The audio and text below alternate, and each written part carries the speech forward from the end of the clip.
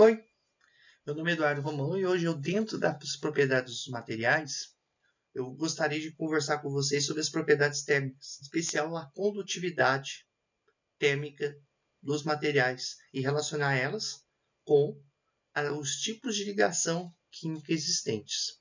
Vamos lá? Bem, dentro do nosso cotidiano, se nós observarmos, nós temos assim três situações muito distintas. Vamos supor que eu tivesse um refrigerante, qualquer marca.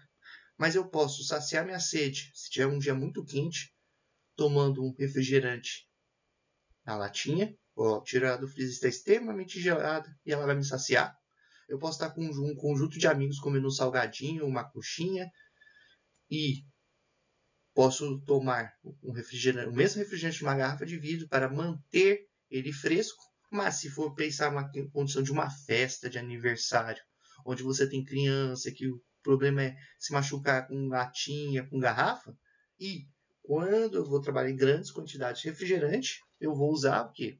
Uma garrafa PET. Então eu posso ter uma mesma marca, oferecendo em garrafa em latinha de alumínio, garrafa de vidro e garrafa de PET. Mas só que cada uma possui uma característica em termos de condutividade. E aí vamos explicar cada uma. Mas antes, queria conversar com vocês sobre condutividade térmica. Todos os materiais eles possuem a capacidade de absorver e transportar calor. Nesse caso aqui, nessa aula, vamos nos preocupar com o transporte de calor, que é a condutividade térmica, que nada mais é que eu vou transportar da maior temperatura para a menor temperatura. Então, observe a figurinha aqui do lado. Eu vou ter T2, que é a maior temperatura, em relação a T1.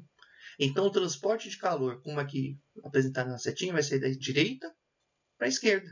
E aí você vai, de alguma forma, pensar, então o calor vai ser transportado, a condução do calor é nessa direção. Sim, de fato é. Então, eu vou sair da direita para a esquerda, da maior temperatura para a menor temperatura. Só que os materiais em si, eles vão fazer de duas formas. Eu vou fazer pela vibração atômica.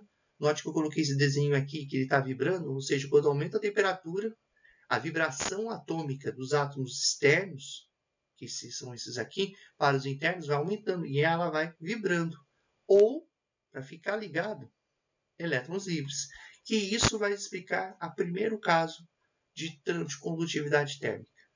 Então, vamos associar elétrons livres para o primeiro caso, a latinha de alumínio. Ela vai com todo metal tem uma característica de ser brilhante, conduzir calor e eletricidade, por isso que você usa panelas de alumínio para cozimento, fios e cabos elétricos com cobre para conduzir eletricidade. E eles têm essa característica, como eu disse há pouco, elétrons livres e vibrações atômicas. Isso é característico de quem? Das ligações metálicas, pois os elétrons das ligações metálicas que conduzem calor e eletricidade estão afastados do núcleo. E aí eles vão formar um mar de elétrons. Eu vou ter um núcleo iônico, porque o núcleo está mais afastado desses elétrons, e esses elétrons, por serem muito facilmente desligados do seu núcleo, eles podem circular dentro da estrutura do material. E por meio de vibrações e o caminho que esses elétrons percorrem, eles podem conduzir calor. Diferentemente, o caso das garrafas, as cerâmicas. Não pense apenas nas garrafas, pense num prato, no recipiente, por exemplo, o filtro d'água. Eles são formados por elementos não metálicos e metálicos dentro da tabela periódica. Então, nós temos a argila, que é alumínio, silício, o vidro, que é só silício com oxigênio. Então, só para a gente poder contextualizar, a argila é um óxido de alumínio, silício com presença de ferro, sódio e potássio. O vidro, óxido de silício, um pouco de óxido de alumínio, óxido de potássio e sódio também. Você ocorre que os metálicos tendem a doar elétrons para os não metálicos para formar uma ligação de gases inertes ou gases nobres, porque eu quero estabilizar essas cargas.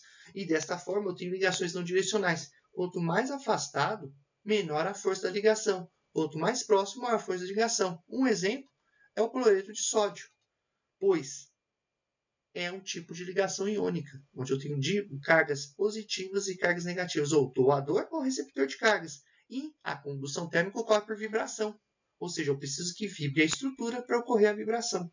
Então, nesse caso, ocorre aqui o íon do sódio, ele vai doar um elétron para o cloro, para que ocorra estabilidade por força de ligação. Então, se esse íon de cloro estiver próximo a esse íon de sódio, a força entre eles vai ser maior em relação se esse aqui estiver afastado. E lembrando que isso só vai ocorrer porque eu não tenho diferença de carga, eu não tenho elétron livre. Na verdade, eu não tenho elétron livre. Então, a condutividade térmica vai ocorrer por meio de vibrações, como aqui na figurinha. Então, quanto maior for a vibração, maior a capacidade de conduzir calor. Porém, a última ligação que nós temos, que é a das garrafas PET, que são dos polímeros, é o compartilhamento de elétrons. Você vê muito em polímero a presença de hidrogênio e carbono, e moléculas de metais e átomos diferentes, por exemplo, o silício, o enxofre e o nitrogênio. Só que, como eu não corro diferença de carga, eu não corro elétron livre, nesse caso, o compartilhamento de elétrons é característico de uma ligação covalente. E a condutividade térmica se dá por vibração e rotação, por causa do tamanho da molécula do polímero. Então, cada esfera aqui representa um átomo característico e aqui desta forma que ocorre a condução. De forma resumida, os metais vão conduzir calor de forma de vibração e elétrons livres, característico das vibrações metálicas. Os vidros, no geral, e as cerâmicas vão ser por vibrações atômicas, característicos das ligações iônicas. O PET e os polímeros, os plásticos em geral, vão conduzir calor por meio de vibrações e rotações moleculares, típicos de ligações covalentes. Tá certo? Até a próxima!